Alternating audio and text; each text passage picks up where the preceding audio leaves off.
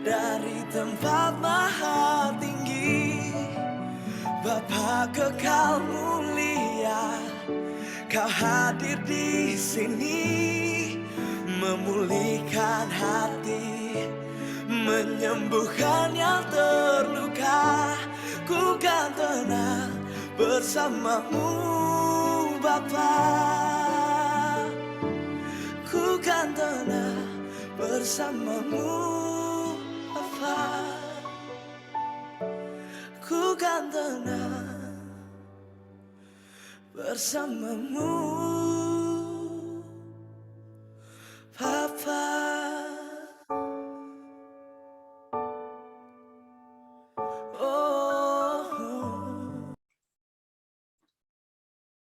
Shalom Bapak Ibu peserta kelas MSC pada malam hari ini. Perkenalkan, saya Emilia sebagai PIC untuk kelas malam hari ini. Ya, sekiranya Bapak Ibu membutuhkan informasi lebih lanjut, ya silakan hubungi saya ataupun tim admin MSC ya melalui ruang chat di Zoom ini.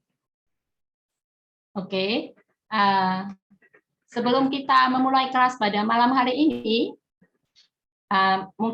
marilah kita berdoa terlebih dahulu. Oke, saya akan pimpin di dalam doa. Mari kita satukan hati kita. Tuhan Yesus, terima kasih untuk kasih setiamu ya Tuhan sepanjang hari ini. Kami mengucap syukur ya Bapa, kalau pada malam hari ini Engkau masih memberi kami kesempatan ya Tuhan, untuk kami bisa mengikuti kelas MSC ini.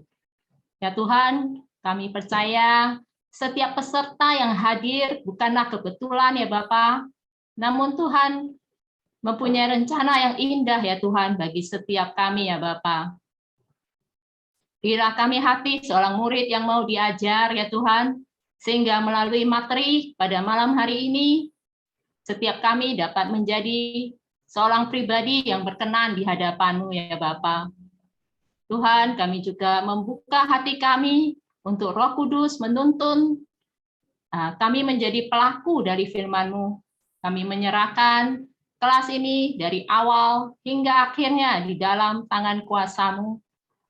Dalam nama Tuhan Yesus kami berdoa. Yang percaya kita katakan, amin. Haleluya. Oke, sungguh sukacita ya kita bisa bertemu kembali walaupun melalui kelas online ini. Oke, sekali lagi saya menyambut setiap peserta ya. Selamat datang di kelas MSC 1 online. Ya, angkatan 1 tahun 2022. Oke, berikut ada beberapa hal yang akan saya sampaikan mengenai peraturan kelas ini. Ya, jadi kita harus sepakati aturan kelas ini demi kelancaran kelas pada malam hari ini. Oke. Ya, jadi satu peserta itu memakai satu gadget ya, jadi enggak kongsi-kongsi device. Oke, kemudian untuk video Zoom kita sepakat ya kalau video itu dinyalakan ya, dihidupkan selama kelas berlangsung. Oke, kemudian videonya mengarah ke wajah ya, hingga kelihatan setengah badan seperti ini. Oke. Oke, terima kasih ya untuk yang sudah menghidupkan videonya. Boleh saya ajak kita untuk memberikan senyum termanis buat teman-teman kita semua yang di sini? Oke, thank you. Oke, kemudian kita dihimbau untuk tidak melakukan aktivitas lain, ya misalnya sambil makan, browsing, ataupun main game, ya ataupun sambil menyetir selama kelas berlangsung. Oke, sepakat ya? Jadi tujuannya sih sebenarnya supaya kita semua bisa lebih fokus ya kepada apa yang akan disampaikan ya. Namun jika ada keperluan mendesak ya, misalnya perlu ke toilet, ya silakan ya. Jadi boleh infokan dulu ke admin ya melalui ruang chat Zoom secara private saja. Namun videonya tetap dinyalakan ya. Dan maksimal itu ya mungkin 5 lah ya, 5 sampai 10 menit maksimalnya. Oke, tim edukasi akan memberikan sanksi ya bagi yang tidak mengikuti aturan kelas MSC ini. Oke, sepakat ya? Oke. Nah, kemudian Bapak Ibu silakan mempersiapkan alat-alat tulis, kitab ya, dan materi MSC yang sudah dibagikan ya, bisa dalam bentuk PDF ya, ataupun ada beberapa yang sudah di print ya, sehingga kita bisa lebih memahami ya nanti materi yang akan disampaikan. Oke. Oke, sekarang kita akan masuk ke dalam pujian dan penyembahan yang akan dipimpin oleh GNT dan tim. Oke, saya persilakan untuk GNT dan tim memimpin kita ke dalam pujian dan penyembahan. Oke, terima kasih buat si Emil. Yuk sama-sama kita mau masuk ke dalam penyembahan kita. Kita mau nyanyi lagu pengampunan.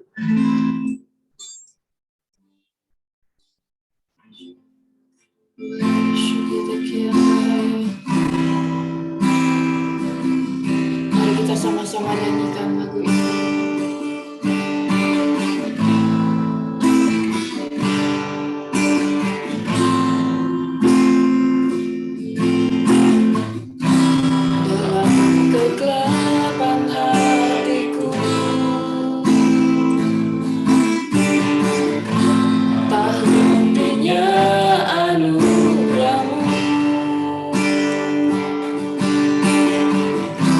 Engkau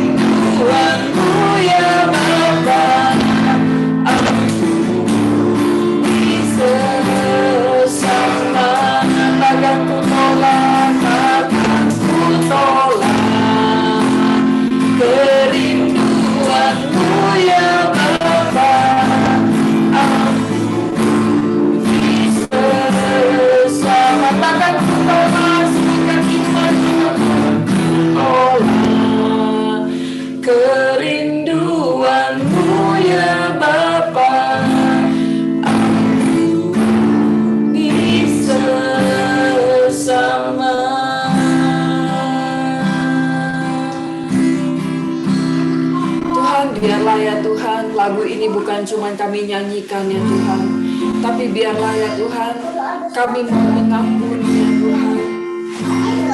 Tuhan, biarlah Engkau yang terus hadir ya Tuhan. Buat MSJ hari ini ya Bapa. Roh Kudus Kau yang berbicara buat setiap kami. Biarlah ya Tuhan, hari ini kami benar-benar bisa menerima yang namanya keselamatan daripada-Mu ya Bapa. Terima kasih Bapa, kami serahkan waktu ke depan ke dalam tangan kasih-Mu. Setiap kita yang semangat, katakan amin. Amin.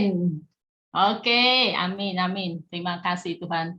Oke, jadi sebelum kita masuk ke materi, ya saya akan memperkenalkan moto MSJ ya kepada kita semua. Oke, jadi moto MSJ Regional Sumatera itu ya adalah saya harus berkualitas. Oke, nanti kita sama-sama ini ya deklarasikan ya.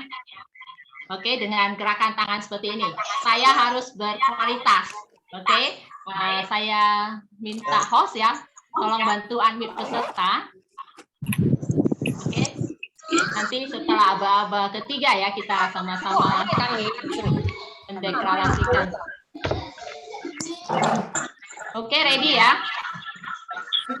1, 2, 3. Saya harus berkualitas. Amin. Oke. Amin. Harus berkualitas.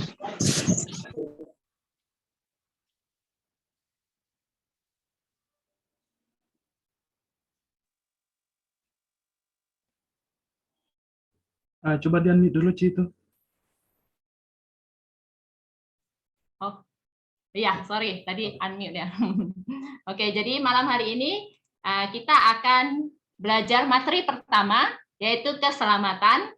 Ya, kita akan diberkati oleh PDP Mary dan Bapak Alfian. Oke, adapun PDP Mary adalah Kepala Departemen Komunikasi Regional Sumatera, dan Bapak Alfian, beliau adalah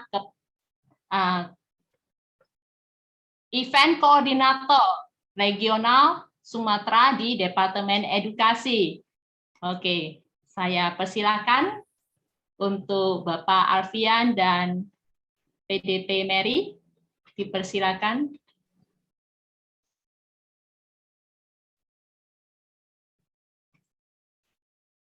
Oke, shalom semuanya.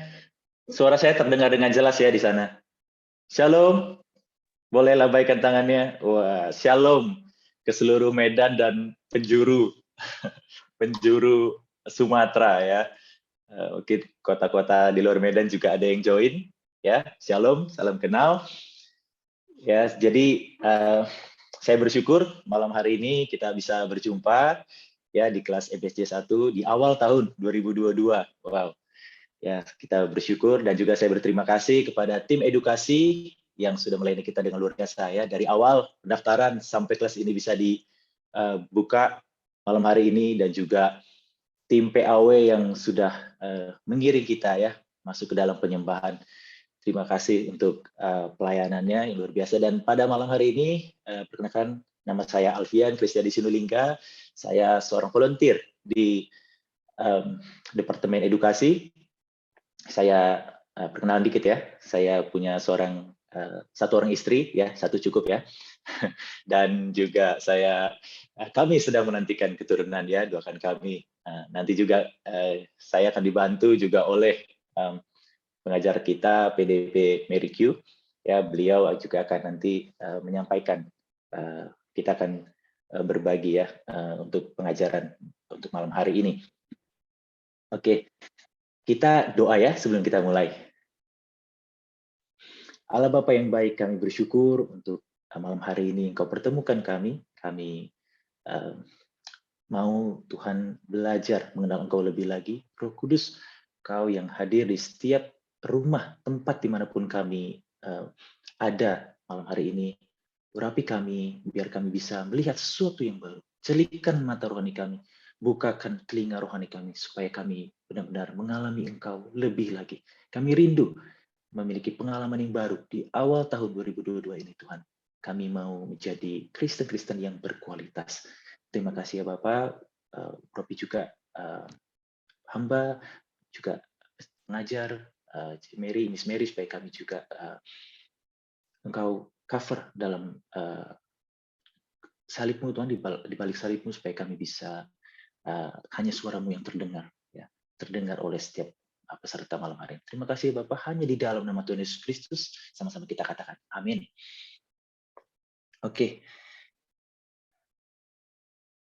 Nah, sebelum kita mulai materi pertama kita, izinkan saya cerita sedikit mengenai apa itu MSC.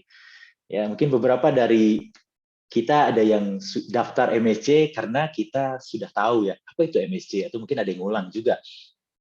Saya ingin belajar lebih lagi ya untuk mengenal Tuhan, maka saya daftar MSC 1 ini. Atau ada juga yang kemarin daftar karena diminta CGL-nya. Misalnya, ayo ikut MSC, ayo, kamu pasti akan bertumbuh ketika kamu belajar MSC. Atau mungkin ada juga beberapa dari kita yang belum berjemaat di Gereja Mawar Sharon atau belum ber-CG, tetapi melihat tayangan atau di media sosial dan rindu untuk belajar firman Tuhan, mengenal Tuhan lebih lagi. Saya mau daftar MSC, saya mau belajar.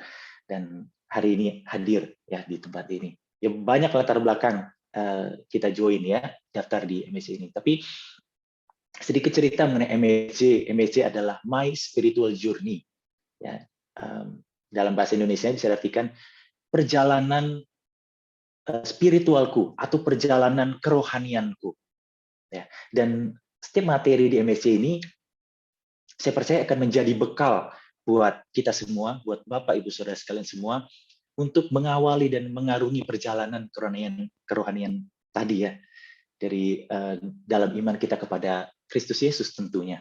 Dan saya juga di sini suatu kehormatan buat saya untuk bisa terlibat ya, untuk menyampaikan materi pertama ini, terlibat dalam kerohanian, perjalanan kerohanian Bapak Ibu Saudara sekalian semua. Dan juga di MSC ini ada nilai-nilai ya, nilai-nilai Gereja Mawar Sharon. Jadi kita akan banyak belajar ya, kan mungkin banyak pertanyaan ya, banyak pertanyaan. Tapi materi ini di minggu ini, di hari ini kita tidak membuka sesi Q&A atau tanya jawab, tapi jangan khawatir jika nanti sepanjang perjalanan Bapak Ibu ada pertanyaan, ya silakan dicatat, silakan diberikan kepada admin MSC yang bertugas, tim edukasi yang bertugas, nanti pasti akan disampaikan ke pengajar dan pasti akan dijawab ya, jangan khawatir. Oke. Oke, kita akan masuk ke materi kita ya. Silakan dibuka materinya. Kita masuk ke topik yang pertama ya, keselamatan. Sama-sama kita katakan keselamatan. Oke. Izinkan saya membuka materi ini dengan sebuah pertanyaan. Ya, mungkin pertanyaan ini sudah pernah kita dengar. Pertanyaan seperti ini. Seandainya ya, malam ini adalah malam terakhir Bapak Ibu Saudara sekalian semua. Kita dipanggil Tuhan. Ya, besok kita tidak ada lagi. Kira-kira kemana tujuan kita? Ya. Yang pertama, surga. Yang kedua, neraka. Kok berat banget ya pertanyaannya, baru ketemu ya, baru belajar langsung ditanya soal hidup dan mati ya. Padahal saya masih mau hidup lebih lama Pak. Tapi izinkan saya bertanya nih. Boleh diacungkan ya tangannya. Jawabannya apa nih? 1 atau 2? Surga atau neraka? Boleh saya lihat nih. Ya. Oke, thank you ya untuk responnya. Ya, maksud saya bertanya, saya ingin melihat seberapa banyak yang dari kita yang sudah mengerti ya tentang keselamatan ini, atau mungkin masih ada yang ragu ya, atau masih belum tahu jawabannya. Tidak apa-apa ya, jangan berkecil hati. Malah itu tujuan ya, goal saya dan materi ini juga untuk kita bisa sama-sama mendapatkan jawabannya. Dan ketika pertanyaan itu muncul, next kita bisa menjawab dengan penuh keyakinan ya. Tentunya percaya bahwa Tuhan Yesus telah menyelamatkan kita. Oke, mungkin juga beberapa dari Bapak Ibu Saudara sekalian semua yang ada di sini pernah menginjili, ya, untuk pernah memberitakan keselamatan atau berita tentang Tuhan Yesus kepada keluarga, mungkin saudara, teman-teman terdekat, ya, mungkin pernah menyampaikan, kalian harus bertobat. Ya, kita cerita tentang firman, misalkan ya ngobrol, ya, kamu harus bertobat, kamu harus menerima Tuhan Yesus, maka kamu akan diselamatkan, kamu akan masuk ke surga. Mungkin kita pernah, itu singkatnya ya, mungkin kita pernah bercerita seperti itu, menyampaikan hal tersebut kepada orang-orang sekitar kita. Tapi mungkin ada, beberapa dari mereka merespon seperti ini. Mengapa saya butuh diselamatkan? Memangnya kenapa saya harus menerima Tuhan Yesus? Saya kan orang baik. Saya lahir dari keluarga yang baik-baik. Saya berusaha berbisnis itu jujur, mengikuti segala aturan yang ada. Saya nggak pernah menyakiti orang. Seingat saya nggak pernah membunuh, ya, mencuri. Bahkan kalau misalkan nyamuk lewat, gitu ya, nyamuk, saya biarin aja dia gigit. Gitu. Ya, saya nggak pernah mau membunuh, gitu. Ya. Dan bahkan sesekali saya menolong orang. Bahkan saya juga mengeluarkan uang buat membantu orang lain, yatim piatu dan sebagainya. Banyak orang yang sudah saya tolong. Dan ya memang saya tidak sempurna, tapi saya selalu berusaha hidup baik hari demi hari. Jadi apakah memang saya butuh diselamatkan? Mungkin ini ya jawabannya, ya, respon dari mereka. Atau mungkin ini juga pemikiran dari kita semua, ya, sebagian dari Bapak Ibu, sebagian dari kita seperti itu pikirannya. Jadi mereka berpikir bahwa mereka tidak memerlukan pertobatan, tidak memerlukan keselamatan. Tapi apakah benar demikian? Nah, itu sudut pandang manusia, ya, sudut pandang manusia. Coba kita lihat dari sudut pandang Tuhan atau Alkitab. Kita sama-sama buka di Roma 3 ayat 23. Saya bacakan untuk kita semua, ya. Karena semua orang telah berbuat dosa dan telah kehilangan kemuliaan Allah. Kita bisa garis bawahi kata semua orang. Ya, Alkitab dengan tegas berkata semua orang. Maksudnya itu apa ya? Ini nggak perlu tafsiran yang luar biasa. Ya. Semua orang itu berarti tidak ada pengecualian. Ya. Mau itu bangsanya apa, sukunya apa, rasnya apa, ya, usianya berapa, mau dia strata sosialnya, jabatannya apa, mau isi dompetnya ada atau enggak, ya, nggak peduli. Atau mau seberapa banyak perbuatan baik yang dilakukan, seberapa banyak orang ditolong, yang namanya manusia, Alkitab memandang bahwa semua berdosa. Semua berdosa, termasuk Anda dan saya. Kita semua yang ada di sini, kita semua berdosa. Dan mungkin akan muncul pertanyaan selanjutnya. Tuh, Pak, kok bisa? Kok bisa semua orang berdosa? Apa betul itu? Ya. Mari kita masuk ke poin A, ya. Kita lihat mengapa Tuhan atau Alkitab memandang semua orang sudah berdosa. Kita buka di Roma 5 ayat 12. Roma 5 ayat 12. Sebab itu, sama seperti dosa telah masuk ke dalam dunia ini oleh satu orang, dan oleh dosa itu juga maut, demikianlah maut itu telah menjalar kepada semua orang, karena semua orang telah berbuat dosa. Ini garis bawahi lagi, kata satu orang. Siapa ini satu orang? Siapa penyebabnya? Mungkin Bapak Ibu pernah dengar kisah ini atau baca kisah ini di Alkitab, di kitab Kejadian, tentang manusia pertama. Siapa manusia pertama? Yang Tuhan ciptakan, Adam. Ya, lalu Hawa. Kita tahu saat itu Tuhan menciptakan Adam dan Hawa, lalu Tuhan memberikan tempat yang indah, Taman Eden. Di sana Tuhan menyediakan semuanya, tapi ada satu perintah Tuhan. Jangan kamu makan buah dari pohon pengetahuan yang baik dan yang jahat. Ya, satu perintah itu. Namun, singkat cerita, iblis menjebak mereka dan akhirnya mereka jatuh. Mereka terjebak dan mereka makan buah tersebut. Akhirnya apa? Mereka diusir dari Tuhan. Diusir dari Taman Eden. Sorry, Tuhan mengusir mereka dari Taman Eden. Ya, dan semenjak itulah manusia jatuh ke dalam dosa. Ya, Bapak Ibu bisa bandingkan, ya, baca di Kejadian 3 dan Kejadian 2. bagaimana Adam dan Hawa jatuh ke dalam dosa.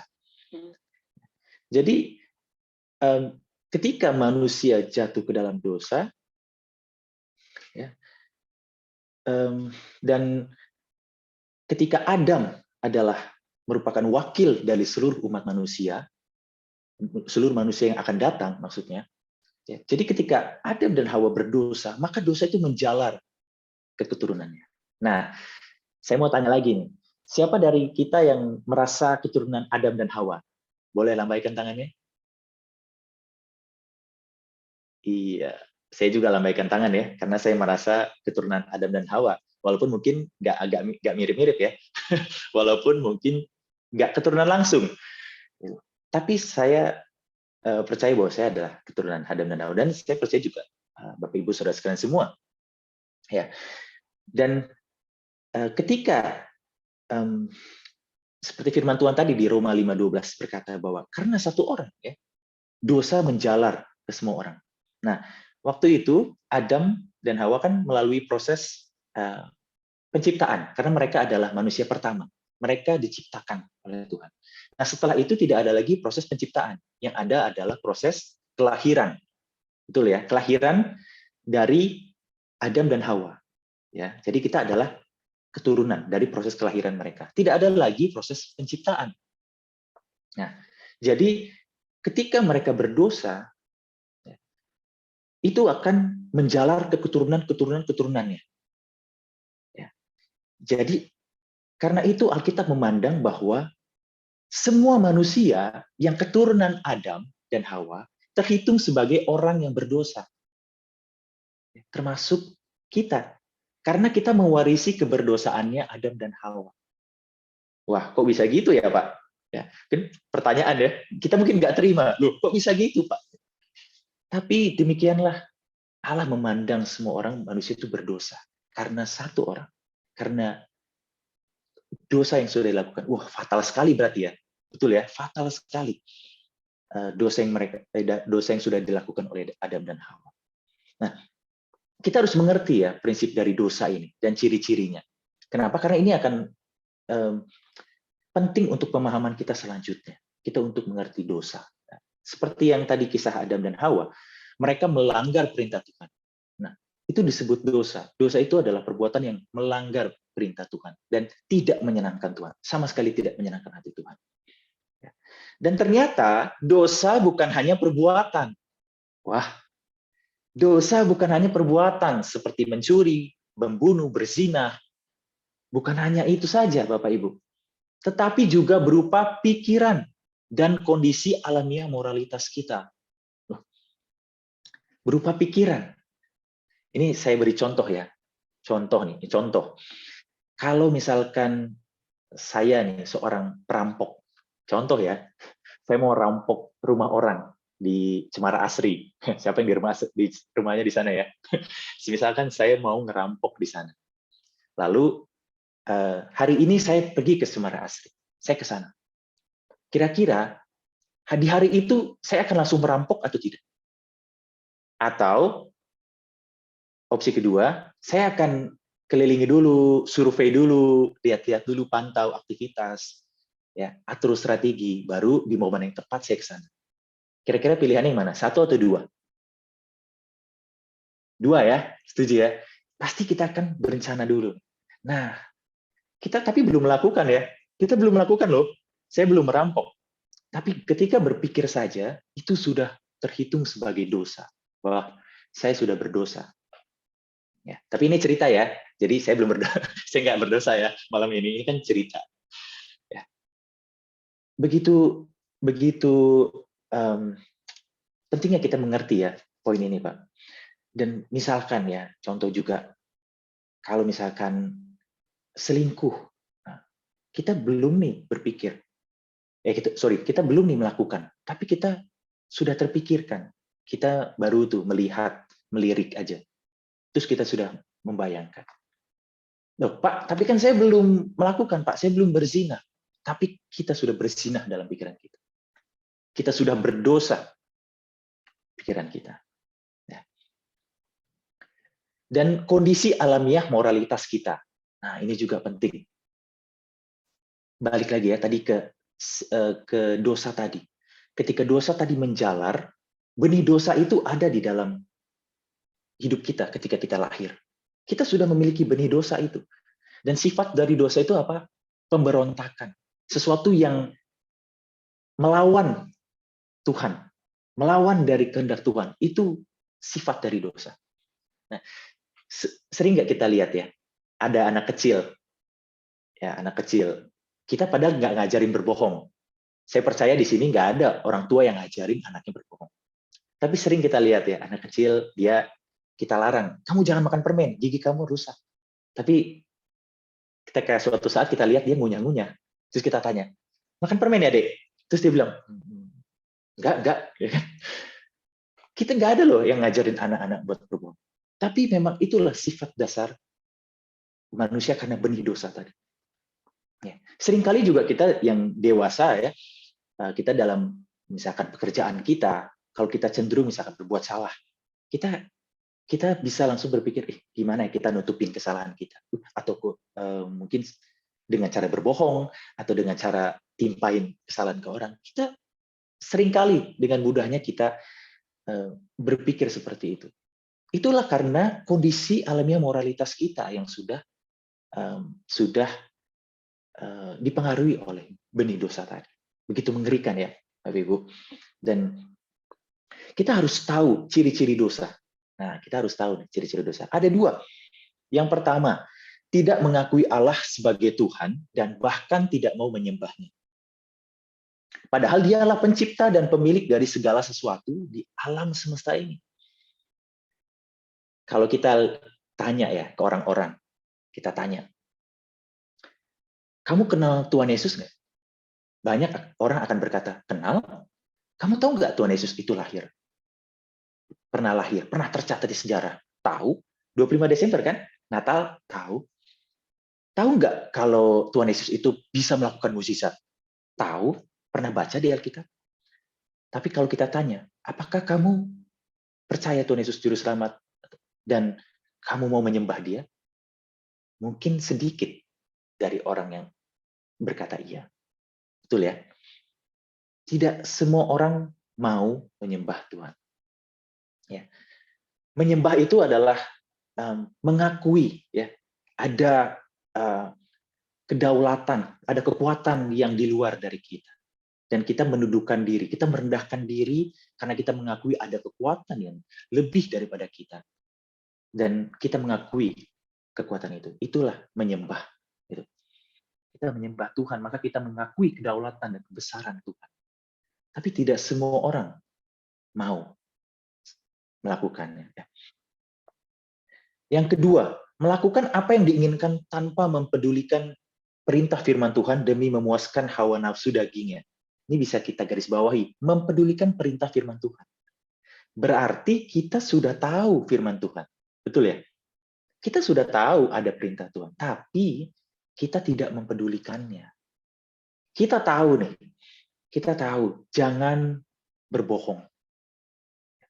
Tapi beberapa dari kita masih suka berbohong dalam berbisnis, ya, mencari keuntungan. Kita sering masih berbohong. Atau kita sering lihat ada orang yang rajin ke gereja. Ini fakta nyata ya. Rajin ke gereja, ya, mungkin pakaiannya putih, ya, kelihatannya holy gitu. Tapi ternyata pulang ke rumah tangannya gampar istrinya, tangannya mukul anaknya, ya. Kata-katanya kasar, ya, kebun binatang. Oke. Seringkali ya kita lihat fakta ini terjadi. Gitu. Kita tahu kita harus memaafkan, tapi beberapa dari kita memilih, oh sorry, ini orang nggak pantas dimaafin. Beberapa dari kita mungkin ya seperti itu. Atau kita yang harusnya memaafkan, kita tahu harus mengampuni, tapi kita tidak. Maka kita hidup dalam kepahitan bahkan sampai sekarang. Ya. Saya tidak mau itu terjadi dalam di peserta ya pada malam hari ini. Maka dari itu, ayo kita sama-sama sadari betapa berdosanya kita dan kita juga perlu diselamatkan. Ya. Oke. Next. Kita baca di Mazmur 14 ayat 1. Orang bebal berkata dalam hatinya, tidak ada Allah, busuk dan jijik perbuatan mereka. Tidak ada yang berbuat baik. Orang bebal ini orang yang tahu dia sudah berbuat dosa. Dia tahu jatuh ke dalam dosa. Tapi dia tidak mau keluar. Dia terus tinggal di dalamnya. Ini orang bebal. Dia sudah ditegur, sudah dinasehati, ya, sudah dinasehati berbusa-busa mungkin sama orang. Tapi dia tidak mau. Dia tetap tinggal di dalamnya. Mungkin kita sering dengar ya seperti ini kata-kata. Nah, saya kan memang orangnya seperti ini. Ya, saya kan memang udah dilahirkan emosian. Ya, terima dong saya apa adanya. Ya kita sering dengar ya. Ya, memang gini saya dari lahir. Ya, saya orangnya emang nggak sabaran. Gimana dong? Gitu. Atau saya memang orangnya gini. Kalau ngomong keras, kasar gitu. Kan ada yang kayak gitu. Ya. Saya nggak bisa. Gimana saya mau berubah? Gitu. Tapi itu klise, Bapak Ibu. Itu cuma alasan. Ya. Kita tahu bahwa Tuhan ya, Allah menciptakan manusia itu serupa dengan gambarnya. Coba kita lihat Allah kita. Apa dia suka emosian nggak? Kita baca di Alkitab Tuhan Yesus maki-maki, marah-marah, maki gitu. Ada nggak? Ya, Tuhan Yesus itu loh penyabar. Tuhan Yesus itu loh penuh kasih. Tuhan Yesus loh mau mengampuni. Masa kita seperti yang tadi ya. Harusnya kita menjadi seperti yang kita sembah. Ya, kita menjadi seperti yang kita sembah. Roma 6 ayat 23. Ya, kita sama-sama baca. Sebab upah dosa ialah maut, tetapi karunia Allah ialah hidup yang kekal dalam Kristus Yesus Tuhan kita. Maut artinya adalah kematian kekal, yaitu neraka. Ya, dan hal itu tidak dapat ditawar lagi. Wah, ini balik ke pertanyaan kita tadi ya, soal neraka dan surga. Nah, jadi ternyata upah dosa ialah maut. Ya, dan maut artinya kematian kekal, masuk ke neraka. Dan nggak bisa ditawar-tawar lagi. Nggak bisa dinego lagi. Loh Pak, saya nyuri uang receh loh Pak. Dosa kecil lah gitu. Masa masuk neraka? Nggak ada ya, nggak ditulis di sini ya. Dosa besar, dosa kecil. Nggak ada.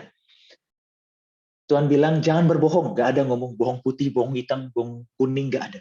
Ya. Pokoknya upah dosa ialah maut. Dan itu tidak dapat ditawar lagi. Karena itu menyadari ya kita ini adalah manusia berdosa dan kita butuh diselamatkan. Nah pertanyaannya, gimana Pak? Gimana? Bagaimana? Saya pengen tahu bagaimana saya harus diselamatkan. Kita masuk ke poin selanjutnya ya, poin B. Keselamatan hanya terjadi karena korban Kristus dan iman kepadanya. Ya, sekali lagi, keselamatan hanya terjadi karena korban Kristus dan iman kepadanya. Keselamatan adalah mendapatkan pengampunan atas dosa dan dibebaskan dari hukuman dosa. Sehingga kita menjadi manusia yang bebas dari tuntutan dosa. Bapak Ibu bisa baca di Kisah Para Rasul, ya, di Efesus maupun di Kolose. Ya. Kita kembali ke zaman dulu ya, ke sejarah bangsa Yahudi. Kalau kita belajar konsep dosa. Jadi dulu konsep dosa itu seperti hutang. Nah, kalau kita berdosa berarti kita berhutang. Nah, bagaimana kita untuk mendapatkan pengampunan? Nah, kita harus membayar utang tersebut ya melalui sesuatu yang tidak bercela. Ya, sesuatu yang tidak bercela. Nah, kita manusia berdosa, dengan apa kita bisa membayar? Dengan diri kita sendiri aja nggak bisa, karena kita sendiri berdosa. Nah, maka dari itu, ya, akibat dari dosa yang begitu seriusnya, manusia itu tidak dapat menyelamatkan dirinya sendiri. Diperlukan seorang pengantara, ya, seorang juru selamat yang berdiri di antara Allah pencipta kita dan kita manusia yang berdosa ini. Diperlukan jembatan, ya, pengantara. Dan pengantara itu harus yang tidak bercela. Gitu. Ya, maka dari itu, Bapa mengutus anaknya sendiri, yaitu Yesus, untuk menjadi juru selamat bagi umat manusia. Nah, kenapa Yesus? Ya, kalau kita lihat kelahirannya Yesus, Yesus itu lahir dari seorang perawan, ya, seorang perawan bernama Maria. Waktu itu dia belum menikah, masih bertunangan dengan Yusuf. Ya, dan saat dia mengandung hamil, itu bukan dari benih Yusuf, bukan dari benih Yusuf manusia berdosa, keturunan Daud itu bukan, tapi dari Roh Kudus. Roh Kudus, benih itu dari Roh Kudus. Ya, karena mereka belum berhubungan badan, belum menikah. Ya. Maka dari itu Tuhan Yesus adalah manusia yang tidak bercela, dan itu memenuhi profil kebutuhan sebagai juru selamat. Ya, karena memang ya Yesus dianugerahkan memang dengan sengaja oleh Bapa untuk menjadi penebus umat manusia, penebus dosa kita semua. Ya. Kisah Para Rasul 4 ayat 12 berkata, dan keselamatan tidak ada di dalam siapapun juga selain di dalam Dia, D huruf besar, yaitu Yesus. Sebab di bawah kolong langit ini tidak ada nama lain yang diberikan kepada manusia yang olehnya kita dapat diselamatkan. Tidak ada. Alkitab dengan tegas berkata, hanya Dia. Dan pengampunan Tuhan membebaskan kita dari dosa dan hukuman dosa, sehingga menjadikan kita menerima kehidupan yang kekal, yaitu surga tadi. Wow, luar biasa ya. Kita dapat nih clue-nya ya, untuk kita mendapatkan keselamatan. Jadi hanya karena kuasa pengorbanannya di atas kayu salib itu, kita mendapatkan pengampunan dari Allah. Sekali lagi ya Bapak Ibu, hanya melalui kuasa pengorbanan Yesus, kita mendapatkan pengampunan dari Allah. Amin. Lalu mungkin muncul pertanyaan selanjutnya. Manusia kan kadang suka mencari alternatif ya. Kalau ada yang lebih murah dikit, kenapa yang harus mahal sih? Ya kan? Ada alternatif nggak Pak? Ya. Alternatif. Balik lagi ke tadi tentang hutang ya. Kita manusia sendiri aja udah berdosa. Bagaimana kita menolong orang? Contoh ya, misalkan nih, Bu Linda di sini. Bu Linda punya hutang, ya kan? Terus saya juga punya hutang. Kira-kira kalau saya mau bayar hutang, saya bayar hutang siapa dulu? Mending saya bayar hutang saya dulu dong daripada Bu Linda. Betul nggak? Ya kan di mana-mana manusia kan kayak gitu ya, menyelamatkan diri dulu. Nah, tapi saya sendiri nggak bisa menyelamatkan diri saya, apalagi saya nyelamatin Bu Linda, apalagi saya nyelamatin Joshua dan lain-lain yang ada di sini, nggak bisa. Ya. Tapi saya juga mungkin ada pertanyaan juga ya. Saya orangnya suka ini loh menaati firman-firman Tuhan, maksudnya hukum-hukum Taurat. Saya juga di agama itu saya orangnya yang mengikuti ya setiap hukum-hukum yang ada. Saya berbuat baik juga saya berusaha lah untuk berbuat baik. Saya ikuti semua aturan-aturan yang berlaku. Masa sih saya nggak bisa diselamatkan? Masa sih saya nggak layak diselamatkan? Roma 3 ayat 20 berkata, sebab tidak seorang pun yang dapat dibenarkan di hadapan Allah oleh karena melakukan hukum Taurat. Karena justru oleh hukum Taurat orang mengenal dosa.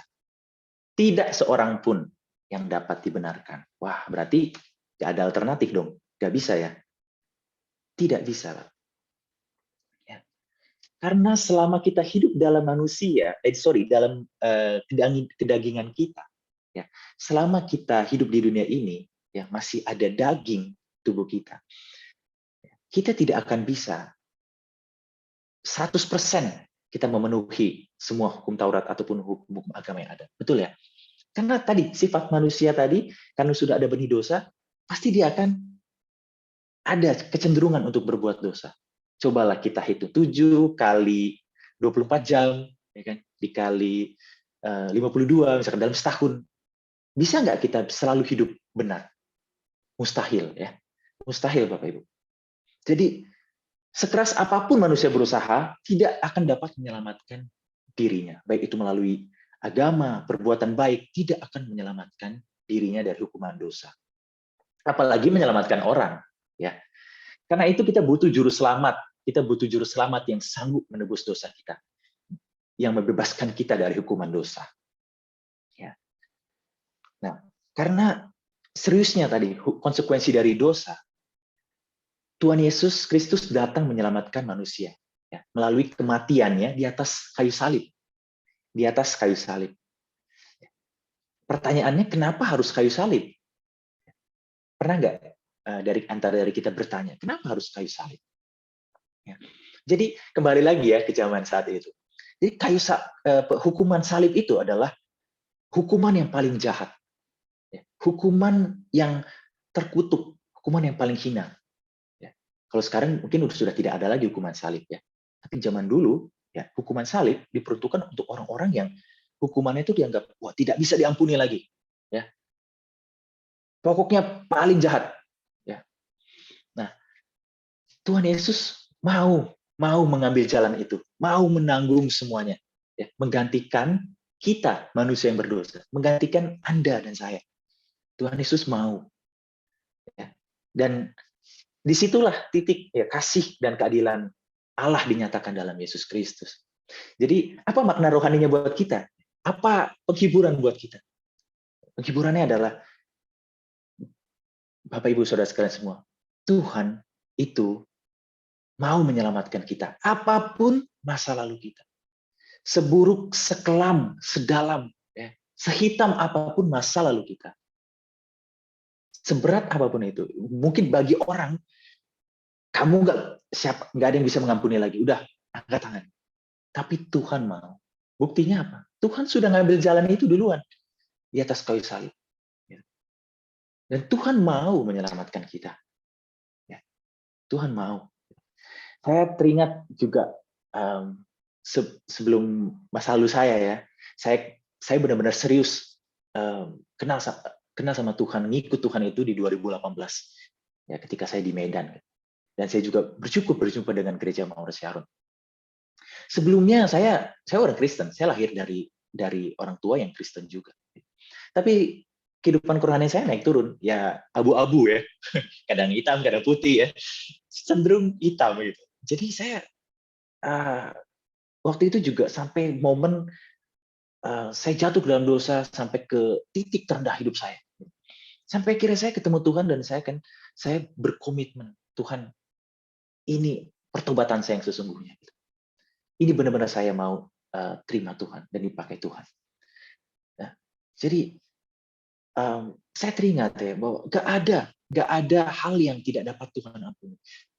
Tuhan mau menerima kita, apapun background kita, apapun latar belakang kita, baik yang sudah berusia tua maupun yang masih muda. Tidak ada kata terlambat. Tuhan mau menyelamatkan kita. Ya.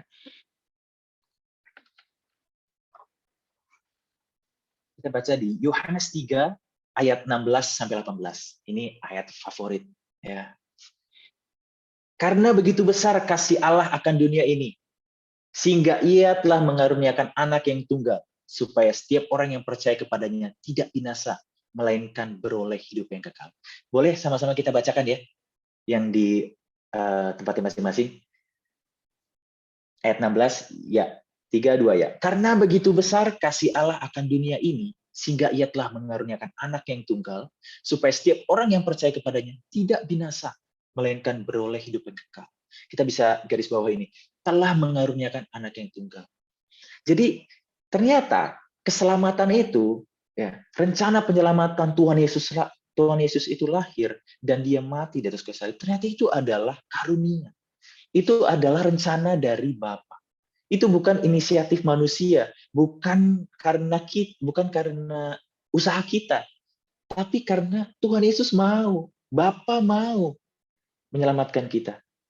Bapa mau melihat nama kita tertulis di kitab kehidupan. Bapa mau melihat kita suatu saat ada di surga bersama-sama dengan Dia.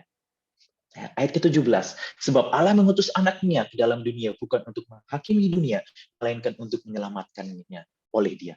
18, barang siapa percaya kepadanya, ia tidak akan dihukum. Barang siapa tidak percaya, ia telah berada di bawah hukuman, sebab ia tidak percaya dalam nama Anak Tunggal Allah. Bapak Ibu Saudara sekalian semua, sadarilah ya bahwa kita ini manusia berdosa. Apapun ceritanya, kita berdosa di pandangan Allah. Dan kita perlu diselamatkan. Itu yang paling penting. Ya, saya ingin Bapak Ibu menyadari bahwa saya butuh diselamatkan. Bapak Ibu juga perlu diselamatkan. Ya. Lalu bagaimana kita menerima keselamatan? Nah, bersambung.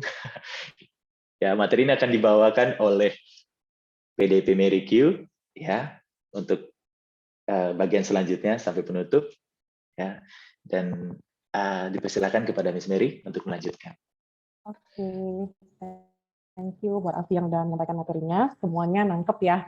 Hari ini rindunya semua peserta, Bapak Ibu Saudara semua ngerti kenapa hari ini saya menjadi orang percaya, supaya kalau ketika orang-orang di sekitar kita bertanya, kita nggak hanya sekedar ya saya hari ini jadi orang percaya ya karena saya suka ke gereja, atau saya diajak keluarga, atau saya diajak teman. Tapi hari ini kita ngerti bahwasanya hari ini kalau kita menjadi orang percaya bukan semata-mata karena masalah agama ya. Jadi bukan masalah agama, bukan karena masalah perbuatan, sehingga kita ini hari ini menjadi orang percaya, orang yang menerima keselamatan. Tapi kita benar-benar menjadi orang yang terima keselamatan karena iman kita. Kita percaya sepenuhnya kepada Tuhan dan kita terima korban keselamatan yang tadi sudah dijelasin sama Alfian. Karena setiap kita ini berdosa sehingga setiap kita ini butuh yang namanya keselamatan di dalam hidup kita, supaya hari ini kita bisa diselamatkan, kita bisa hari ini kalau ditanya, kalau kita dipanggil Tuhan, kita bisa yakin jawab kalau hari ini kita akan ada di surga gitu ya. Nah, ada 2 poin terakhir, semuanya masih semangat ya Bapak Ibu Saudara, masih ya, walaupun beberapa saya lihat wajahnya agak ngantuk. Ya, hari ini kita mau benar-benar mengerti ya poin ini supaya perjalanan kerohanian kita itu benar-benar bisa lebih dalam lagi dengan Tuhan ya. Walaupun mungkin beberapa di antara kita sudah sekian tahun kenal Tuhan, ataupun mungkin sejak lahir sudah Kristen ya. Saya pribadi sejak lahir sudah Kristen, tapi saya juga mengalami di mana saya secara pribadi itu menerima Yesus, menerima juru selamat dalam hidupnya saya, karena itu butuh. Karena waktu kita lahir sebagai seorang Kristen di keluarga Kristen, itu tidak jaminan bahwasanya kita terima keselamatan. Karena keselamatan ini bukan berbicara soal agama. Jadi ini perlu digarisbawahi. Untuk di poin berikut, kita mau belajar tentang kelahiran baru adalah tanda kita diselamatkan. Jadi setiap orang yang menerima keselamatan adalah orang yang harus menerima atau mengalami yang namanya kelahiran baru. Nah, saya mau jelasin apa yang dimaksud dengan kelahiran baru di sini ya. Jadi kelahiran baru ini bukan berarti kita secara fisik dilahirkan kembali, otomatis itu nggak bisa ya Bapak Ibu Saudara, karena sudah segede-gede gini ya, gitu. Apalagi yang Bapak-Bapak atau Ibu-Ibu saya sudah usia segini, bagaimana caranya saya masuk lagi ke rahim ibu dan dikeluarkan, nggak mungkin ya. Jadi ini istilahnya lahir baru, sama seperti seorang bayi yang dilahirkan, itu juga seperti hidup kita itu seolah-olah kita lahir lagi. Lahir, tapi bukan berbicara soal kita terlahir lagi sebagai pribadi lain, enggak ya, tapi secara kerohanian kita, secara roh kita itu jadi baru kembali ya. Caranya bagaimana? Cara kita ini menerima keselamatan ataupun yang disebut momen, nanti saya jelasin tentang tanda kelahiran baru. Sekalipun kita hari ini Kristen dari kecil, enggak jaminan. Atau mungkin kita pernah memberi diri baptis atau apa karena orang tua, itu juga nggak jaminan. Jadi that's why kita harus lihat bagaimana cara kita terima keselamatan. Yang pertama, simpel saja, cara menerima keselamatan. Yang pertama adalah percaya. Percaya ini berbicara apa? Kita punya hati yang percaya kepada Tuhan. Di Kisah Rasul 16 ayat 30-31, di situ dikatakan, jawab mereka, percayalah kepada Tuhan Yesus Kristus dan engkau akan selamat, engkau dan seisi rumahmu. Jadi ini cerita tentang kepala penjara di kota Filipi yang waktu itu mereka melihat bagaimana pekerjaan Tuhan terhadap hidupnya Rasul Paulus, sehingga waktu itu si kepala penjara ini, orang yang tidak percaya ini melihat bagaimana saya bisa diselamatkan. dia bertanya kepada Paulus, Tuhan, apa yang harus aku perbuat supaya aku selamat? Jawab Paulus kepada mereka, percayalah kepada Tuhan Yesus dan engkau akan selamat, engkau dan seisi rumahmu. Ya, jadi poin pertama kita harus dengan hati yang percaya menerima Tuhan sebagai juru selamat kita pribadi.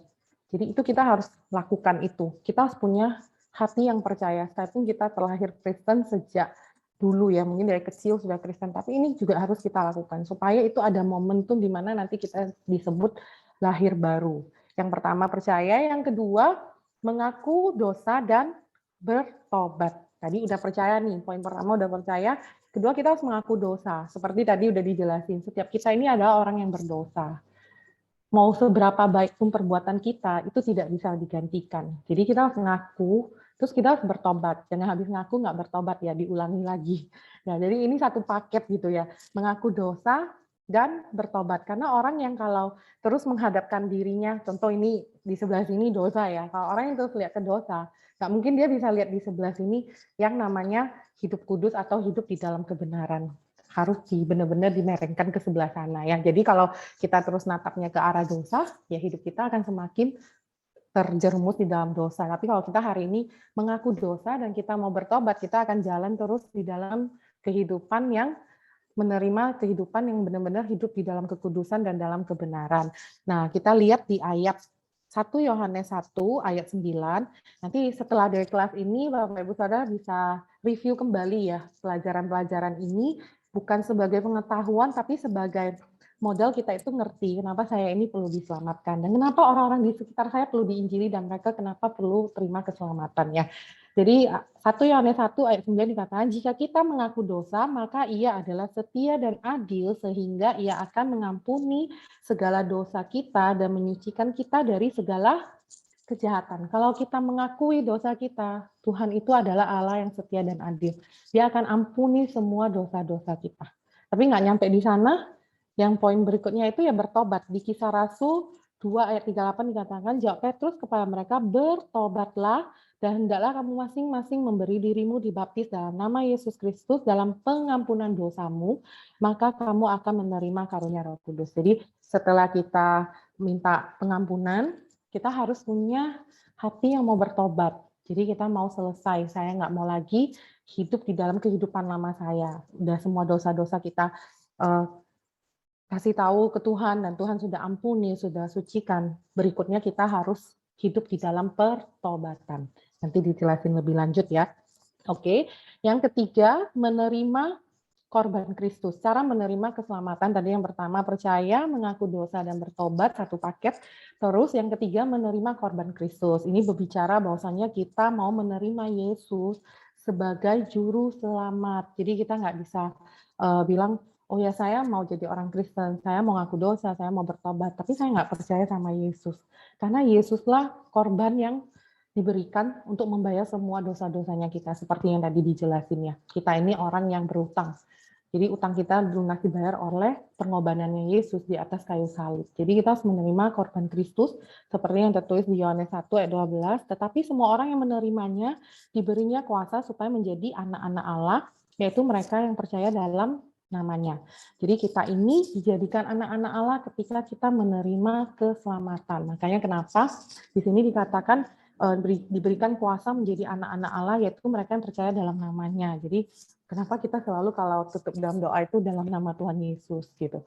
Karena kita percaya di dalam nama Tuhan Yesus itu ada kuasa yang kita terima ketika kita terima keselamatan. Jadi itu 3 caranya kita untuk menerima keselamatan. Jadi kalau Bapak, Ibu, Saudara hari ini selama menjadi orang Kristen ataupun selama ini beribadah mungkin dengan rajin, tapi belum pernah melakukan istilahnya belum pernah melakukan di mana berdoa menerima keselamatan secara pribadi. Nanti kita tuntun bersama di akhir kelas ini, kita bisa bersama-sama berdoa menerima Yesus sebagai juru selamat pribadi kita. Kita harus bukan hanya hati percaya, tapi kita mulut juga harus mengaku ya. Jadi kita akan ucapkan di dalam kata-kata, dan kita juga mau mulai hari ini kita mau hidup, tidak lagi hidup di dalam dosa, tapi hidup di dalam pertobatan. Nah, setiap orang yang menerima penebusan dalam Kristus akan mengalami yang namanya kelahiran baru, seperti yang tadi disinggungnya. Kelahiran baru itu dikerjakan oleh Roh Kudus. Kita coba lihat di Titus 3 ayat 4-7. Saya bacakan, Bapak Ibu Saudara bisa nyimak, jika ada Alkitab di sekitar Anda bisa dibuka. Titus 3 ayat 4-7. Tetapi ketika nyata kemurahan Allah, juru selamat kita, dan kasih-Nya kepada manusia, pada waktu itu Dia telah menyelamatkan kita bukan karena perbuatan baik kita. Jadi bukan karena perbuatan baik yang telah kita lakukan. Ya, itu harus digarisbawahi, tetapi oleh karena rahmat-Nya, oleh permandian kelahiran kembali, dan oleh pembaharuan yang dikerjakan oleh Roh Kudus. Jadi kalau hari ini kenapa kita bisa punya hati yang ingin bertobat, ingin menerima Tuhan Yesus, itu adalah pekerjaan Roh Kudus ya, yang sudah dilimpahkannya kepada kita oleh Yesus Kristus Juru Selamat kita, supaya kita sebagai orang yang dibenarkan oleh kasih karunia-Nya berhak menerima hidup yang kekal, yaitu kita berhak hidup di dalam, nanti satu hari kalau kita dipanggil, kita hidupnya di dalam surga, bukan di dalam kematian kekal seperti di neraka tadi yang adalah maut ya, sesuai dengan pengharapan kita. Perkataan ini benar, nah aku mau supaya engkau dengan yakin menguatkannya agar mereka yang sudah percaya kepada Allah sungguh-sungguh berusaha melakukan pekerjaan yang baik, itulah yang baik dan berguna bagi manusia. Jadi orang yang sudah terima Tuhan Yesus sebagai juru selamat pastilah tidak mau hidupnya itu hidup di dalam dosa, pasti mau hidupnya hidup di dalam kebenaran. Nah, kita mau lihat tanda dari seorang itu mengalami kelahiran baru. Mungkin kita bertanya, saya ini udah lahir baru belum ya? Saya udah lahir baru belum? Ya, ini tanda-tandanya. Jadi lahir baru itu apa? Jadi biar nggak bingung, lahir baru itu adalah titik di mana kita menerima Yesus. Titik di mana misalnya hari ini kita berdoa, kita terima Tuhan Yesus, ya hari ini juga Anda lahir baru. Tapi lahir baru itu tidak sama dengan memberi diri dibaptis. Jadi kalau mungkin kita pernah dibaptis, tapi kita nggak ngerti karena diajak orang tua, diajak teman, karena nggak ngerti dulu, wah begini dan begitu, ya itu belum mengalami lahir baru, apalagi tidak mengerti baptisan itu apa gitu ya. Tapi saya nggak jelasin tentang baptisan, nanti itu bisa dipelajari di materi kedua di minggu depan, so jangan ketinggalan kelasnya biar ngerti semua ya. Nah, tanda-tandanya apa? Tanda-tanda orang yang lahir baru itu yang pertama, terjadi perubahan perasaan, bahkan satu perubahan pemikiran gitu. Ada pembaharuan budi, di mana pikiran kita ini tidak lagi pikiran yang seperti yang dunia ini pikirkan, tapi pikiran kita ini adalah pikiran Kristus. Ada satu pikiran yang semula kita mungkin jadi seterunya Allah. Kita tidak di pihaknya Allah karena kita ini musuh. Karena kenapa? Kita hidup di dalam dosa. Karena dosa sama hidup kudus itu nggak bisa bergabung.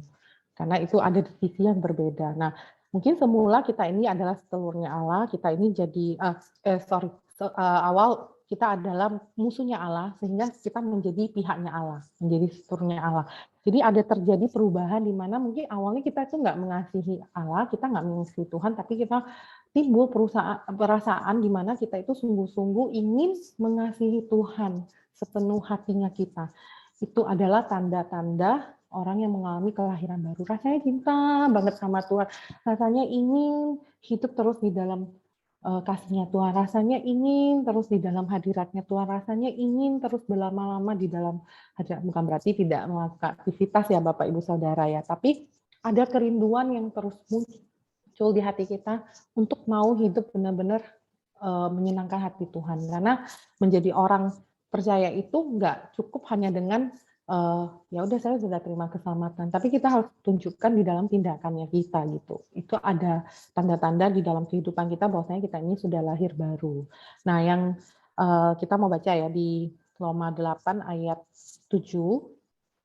Di situ dikatakan sebab keinginan daging ada perseteruan terhadap Allah karena ia tidak takluk kepada hukum Allah.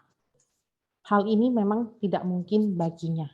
Nah, jadi kalau orang yang mengalami lahir baru, dia pasti dengan sendirinya tidak mau lagi hidup di dalam keinginan daging. Tapi dia mau benar-benar hidup di dalam kebenaran. Dia benar-benar tidak mau mengecewakan Tuhan. Ya, terus di Roma 5 ayat 5 dikatakan, dan pengharapan tidak mengecewakan karena kasih Allah telah dicurahkan di dalam hati kita oleh Roh Kudus yang telah dikaruniakan kepada kita. Jadi ketika kita lahir baru, ketika keinginan daging datang, tapi kita juga ada Roh Kudus di dalam hidupnya kita, sehingga ketika kita mau atau kita nggak sengaja akan buat dosa, ada Roh Kudus yang tuntun, ada Roh Kudus yang terus berbicara di hidupnya kita. Dan di sanalah nanti kita harus memilih, kita mau terus hidup di dalam kedagingan atau kita mau hidup sesuai tuntunan Roh Kudus. Jadi, tapi perasaan untuk terus mau hidup di dalam kekudusan itu akan ada. Itu tanda-tanda kita lahir baru. Dan sangat berharap tanda ini tidak hanya menjadi tanda-tanda awal di mana kita terima Tuhan Yesus, tapi seumur hidup kita mau punya perasaan ini terus. Kita mau punya keinginan untuk hidup kudus terus. Ya, itu ada di poin kedua. Jadi orang yang lahir baru tidak akan membiarkan hidupnya hidup di dalam dosa, tapi punya keinginan untuk hidup di dalam kekudusan dan di dalam kebenaran. Jadi karena kenapa? Ketika kita terima Yesus, itu ada benih ilahi yang ada di dalam hatinya kita, sehingga pastilah jauh di dalam hati kita itu tahu kalau berbuat dosa itu tidak menyenangkan hati Tuhan, berbuat dosa itu mengecewakan hati Tuhan, bahkan mendukakan Roh Kudus yang ada di dalam dirinya kita gitu. Kita baca di 1 Yohanes 3 dulu ya. 1 Yohanes 3 ayat 9. Setiap orang yang lahir dari Allah tidak berbuat dosa lagi. Ini sewajarnya seperti itu ya. Sebab benih ilahi tetap ada di dalam dia dan ia tidak dapat berbuat dosa karena ia lahir dari Allah. Tapi bukan semata-mata langsung kita menjadi orang yang kudus gitu ya, tidak akan berbuat dosa lagi. Karena semua itu pilihan. Kalau kita memilih terus hidup di dalam kedagingan kita, walaupun kita sudah terima Tuhan Yesus, ya itu mungkin terjadi, kita akan jatuh lagi di dalam dosa. Nah, oke, itu terus kita lihat lagi di 1 Yohanes 5 ayat 18, dikatakan kita tahu bahwa setiap orang yang lahir dari Allah tidak berbuat dosa lagi, tetapi ia lahir dari Allah yang melindunginya. Dan si jahat tidak dapat menjamannya. Ketika kita lahir baru, Allah itu melindungi kita. Si jahat itu tidak dapat menjamannya, kecuali kita membuka celah. Jadi ketika kita sudah terima Yesus, Tuhan itu jaga kita, supaya kita tidak lagi jatuh dalam dosa. Tapi kalau kita yang buka celah, membuka ruang, membuka pintu untuk si jahat itu masuk, iblis itu masuk untuk mengobrak-abrik hidup kita lagi, untuk mengacaukan perasaan kita lagi, membuat kita hidup di dalam perasaan mungkin tertuduh, membuat kita hidup di dalam perasaan tidak layak. Kamu tuh tidak layak diselamatkan. Kamu itu orang berdosa. Kamu memang selamanya hidup dalam dosa. Kamu itu memang selamanya seperti itu, tidak akan berubah. Nah, itu kita buka celah.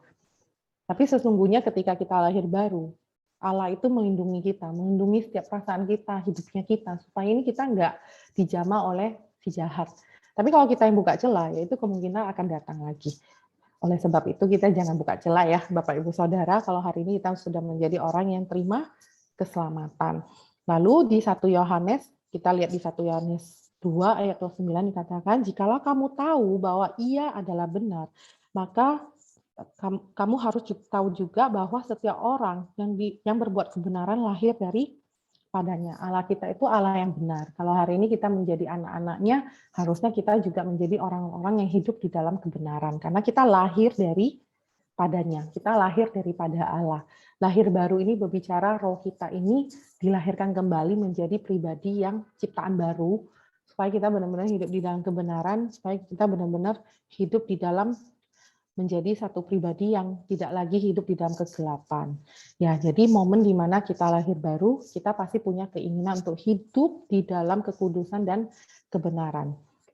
Nah, yang ketiga, tanda lahir baru adalah orang yang punya keinginan hidup diberkati dan menjadi berkat. Nah, nggak usah bingung hari ini saya sudah lahir baru apa enggak. Yang pertama pasti kita mengalami perasaan pengen cinta Tuhan terus, pengen ada di hadirat Tuhan terus, pengen berlama-lama menyembah Tuhan, pengen baca firman Tuhan, pengen melakukan semua yang tidak mendukakan hati Tuhan, rasanya tidak mau mengecewakan Tuhan, sama seperti ya kalau di ibarat orang yang jatuh cinta ya, sama pasangannya gitu, pasti pengen memberi yang terbaik lah, pasti nggak mau kan pasangannya itu kecewa, tapi nggak mau kan orang yang dikasihinya itu tidak ini ya, hatinya sedih gitu, pasti nggak mau ya. Nah, kita bisa lihat ada keinginan untuk hidup juga dalam kekudusan dan kebenaran, dan punya keinginan untuk diberkati menjadi berkat.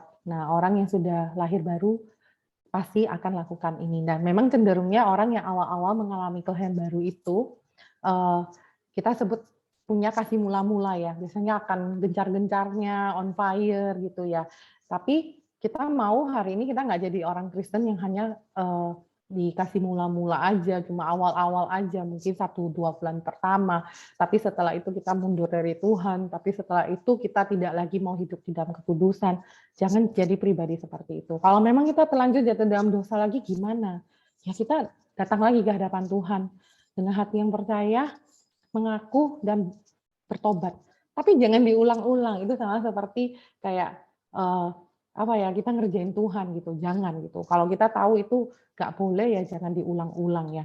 Tapi kalau seandainya tidak sengaja atau memang terjerumus lagi, ya nggak apa-apa. Allah itu setia dan adil. Kalau kita ngaku dosa, Dia pasti akan ampuni lagi. Ya, itu tentang kelahiran baru. Lalu kita masuk ke poin yang terakhir. Apakah yang harus kita lakukan agar semakin diteguhkan dalam keselamatan kita? Nah, tadi kan sudah lahir baru ya, sudah terima Yesus, kita sudah tahu kita ini diselamatkan. Apa yang harus kita lakukan supaya keselamatan kita, yang tadi saya bilang jangan cuma 1-2 bulan, tapi mau seumur hidup sampai akhir hidup kita. Ini ada 3 poin. Yang pertama, langkah yang paling awal, materaikan pertobatan kita dengan baptisan air. Jadi hari ini kalau kita sudah terima Yesus, percaya, hati percaya, mengaku dosa dan bertobat, dan sudah terima kalau Yesus itu juru selamat, ayo langkah berikutnya memberi diri dibaptis. Nah, baptisan ini nantikan minggu depan ya. Nanti penjelasannya, baptisan tidak menyelamatkan pastinya, karena yang menyelamatkan adalah menerima Yesus sebagai juru selamat pribadi di dalam hidup kita. Baptisan itu adalah materai pertobatan yang harus kita lakukan. Kita nggak bisa bilang, saya terima Yesus tapi saya nggak mau baptis. Itu sama seperti kalau kita ini kalau di dalam bicara soal pasangannya, kita ini mau jadian sama orang tapi kita bilang sama pasangan kita tapi nggak usah dikasih tahu orangnya, nggak ada boleh yang tahu gitu, kamu pacarnya saya tapi diem-diem saja, kira-kira seperti itu. Jadi kalau kita terima Yesus tapi kita nggak mau baptis, ya kurang lebih seperti itu kondisinya. Yesusnya disimpan-simpan, nggak mau orang tahu kalau saya ini sudah terima Yesus. Nah, that's why kita harus memberi diri dibaptis supaya perjalanan kerohanian kita ini terus teguh di dalam Tuhan. Nah, yang kedua, hidup di dalam pertobatan. Di Filipi 2 ayat 12 dikatakan, hai saudara-saudaraku yang kekasih, kamu senantiasa taat, karena itu tetaplah kerjakanlah keselamatanmu. Dengan apa? Takut dan gentar. Bukan saja seperti waktu aku masih hadir, tetapi terlebih pula sekarang waktu aku tidak hadir. Ya, jadi ini ketika Paulus ngomong ke orang-orang Filipi ya, kalau kamu itu harus kerjakan keselamatanmu dengan takut dan gentar. Kita harus terus kerjakan keselamatan kita. Keselamatan yang sudah kita terima. Keselamatan yang kita terima itu gratis. Tapi untuk terus hidup di dalam keselamatan, terus menjaga hidup di dalam pertobatan itu banyak harga yang terus harus dibayar ya. Jadi kita harus terus benar-benar memastikan hidup kita ini takut akan Tuhan, terus menomorkan satu Tuhan di dalam hidup kita, tidak mau mengecewakan, bahkan di dalam perjalanan kita harus yang namanya mengalami perubahan hidup. Kita nggak mau jadi orang yang terima Tuhan Yesus dari awal terima, sekian tahun atau sekian bulan kita masih jadi pribadi yang sama, tidak ada perubahan karakter yang terjadi. Itu sama dengan kita tidak hidup di dalam pertobatan. Seperti yang tadi Alfian ada cerita, saya dari dulu memang seperti itu. Hanya Yesus yang tidak berubah ya. Kita itu harus berubah. Jangan kita Yesus dari dahulu sekarang selamanya seperti itu ya, karena dia baik dan dia benar hidupnya gitu ya. Tapi kalau hari ini kita hidup di dalam dosa, kita harus mau berubah.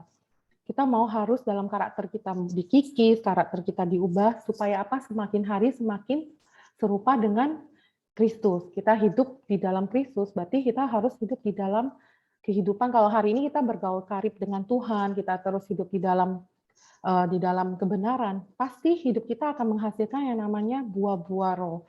Buah roh yang 9 itu ya, saya nggak bahas ya, tapi pasti buah roh itu ada di dalam hidup kita. Karakter kita akan diubah. Mungkin awalnya yang tidak penuh kasih, yang nggak peduli sama orang, mungkin yang nggak sabar, yang nggak bisa nguasain diri.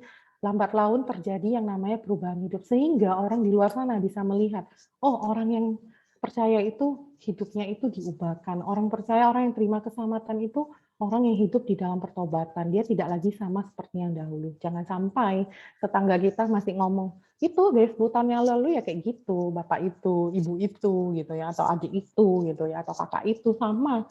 Dari dulu ya kayak gitu gitu. Jangan sampai seperti itu. Justru kita mau melihat orang sekitar kita itu melihat, wah ini sejak dia kenal Tuhan, sejak dia terima Yesus, sejak dia menjadi dibaptis, hidupnya berubah. Nah, itu supaya kita bisa teguh di dalam keselamatannya kita. Jadi kita harus benar-benar jadikan hidup kita ini jadi berkat, jangan jadi batu sandungan.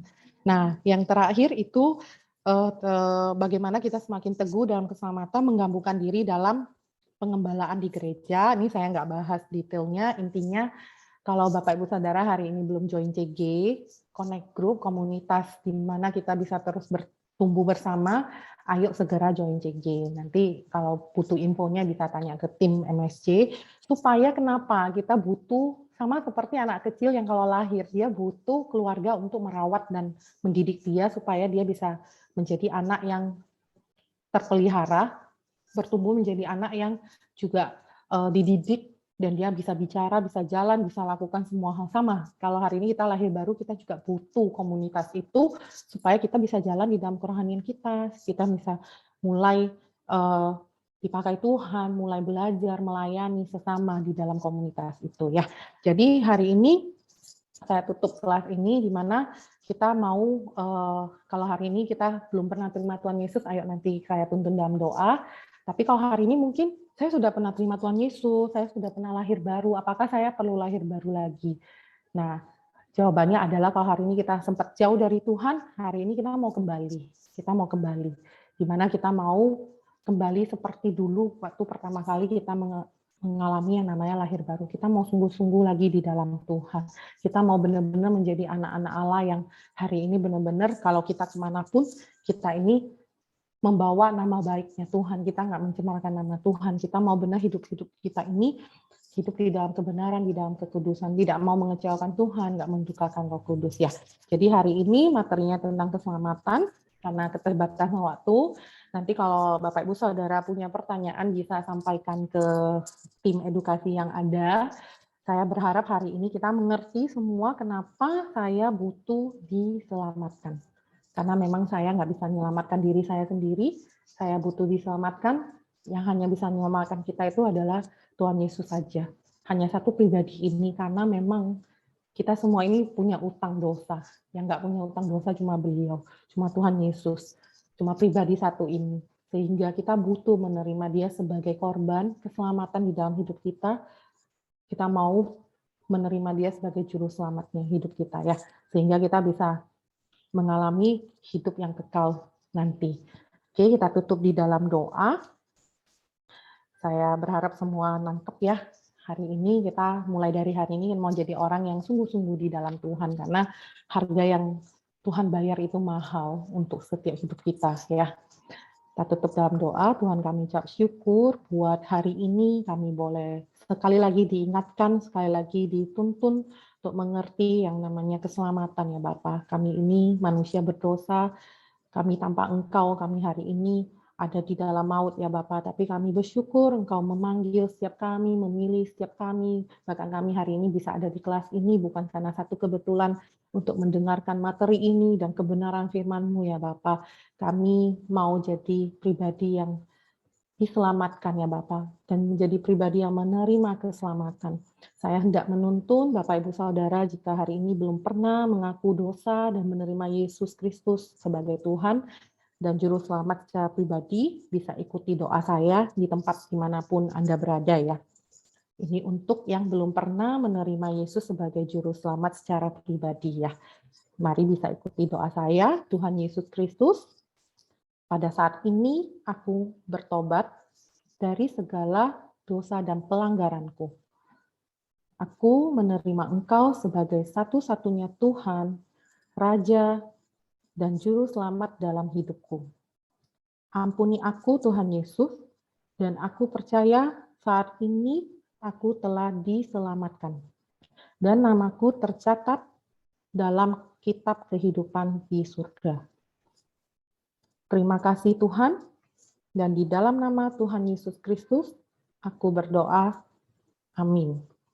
Dan saat ini jika Anda mengucapkan doa ini, itu menjadi doa di mana Anda telah menerima keselamatan di dalam Tuhan. Dan hari ini juga Anda menerima lahir baru, dan saya berharap Anda bisa terus hidup di dalam kebenaran firman Tuhan dan di dalam kekudusan.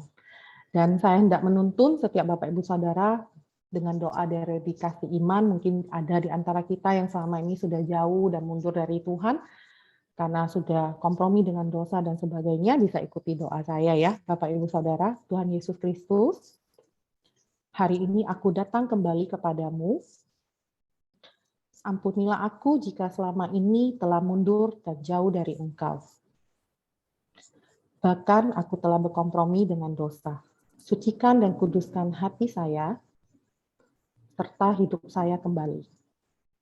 Korbankan kembali api Roh Kudus-Mu dalam hatiku ya Tuhan. Aku ingin menyenangkan-Mu dan hidup hanya untuk-Mu saja, mulai saat ini. Mampukan aku ya Tuhan, di dalam nama Tuhan Yesus saja aku berdoa. Amin.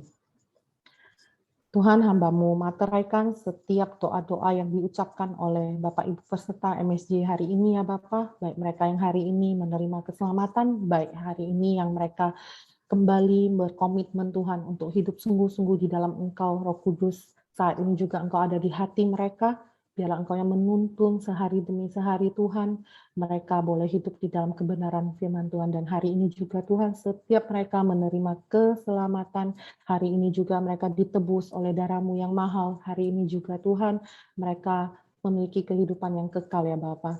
Tuntun, biarlah mereka terus bisa mengejarkan keselamatan yang hari ini mereka terima Tuhan dengan takut dan gentar ya Bapa, bahwa mereka semakin hari semakin dekat di dalam Engkau ya Bapa. Hanya di dalam nama Tuhan Yesus kami berdoa, sama-sama katakan amin.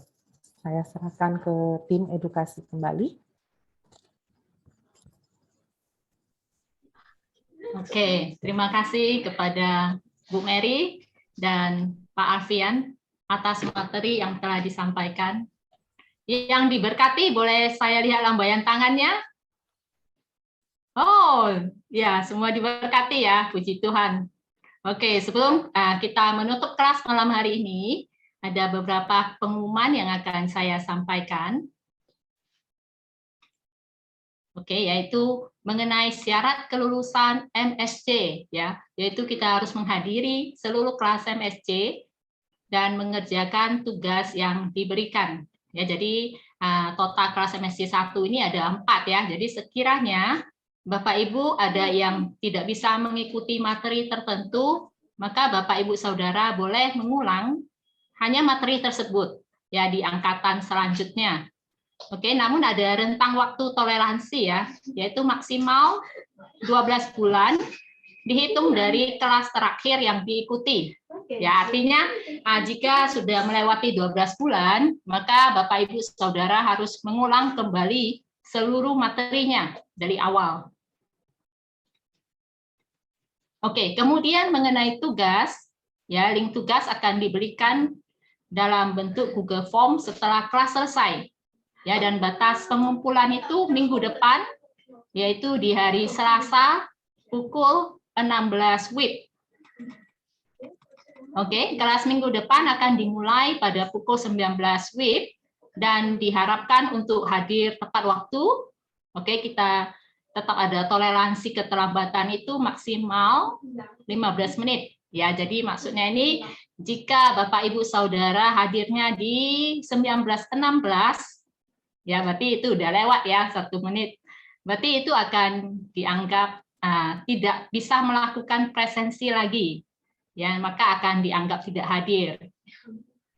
Oke, namun jika Bapak Ibu bersedia untuk mengikuti kelas pada hari tersebut, tetap dapat ya, tetap boleh mengikutinya seperti biasa sampai akhir, tetapi hanya tidak bisa melakukan presensi. Oke ya.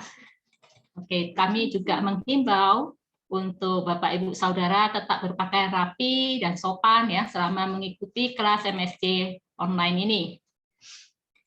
Oke, untuk menutup saya persilakan Bu Mary untuk menutup kelas malam ini dengan doa berkat. Silakan Bu. semangat ya buat minggu depan, karena saya percaya MSJ ini bisa melengkapi kita banyak hal-hal yang mungkin Bapak Ibu Saudara nanti disingkapkan yang mungkin selama ini nggak ngerti ya. Yuk kita tutup dalam doa. Tuhan, ucap syukur buat penyertaan-Mu, kami boleh menyelesaikan kelas MSJ hari ini dengan baik, dengan sinyal yang baik, bahkan konsentrasi yang baik, sehingga kami boleh menangkap semua materi yang ada, berikan hati yang berapi-api Tuhan bagi setiap peserta, sehingga mereka kembali lagi di kelas minggu depan dengan hati yang rindu, ingin mengerti firman-Mu, ingin mengerti kebenaran daripada Engkau, supaya mereka terus hidup di dalam kebenaran-Mu. Sebentar kami mau berpisah, Engkau sertai dimanapun mereka berada, jagai setiap mereka Tuhan, berkati di dalam segala aspek kehidupan mereka Tuhan, bahkan hari ini yang sakit Engkau sembuhkan ya Bapa, yang di dalam pergumulan Engkau berikan jawaban ya Bapa.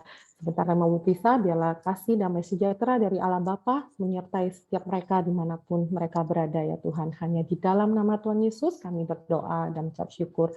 Haleluya. Amin. Tuhan memberkati semuanya. Ya, terima kasih ya Bapak Ibu Saudara untuk kehadirannya. Kelas hari ini sudah berakhir dan sampai jumpa di kelas MSJ minggu depan. Tuhan Yesus memberkati.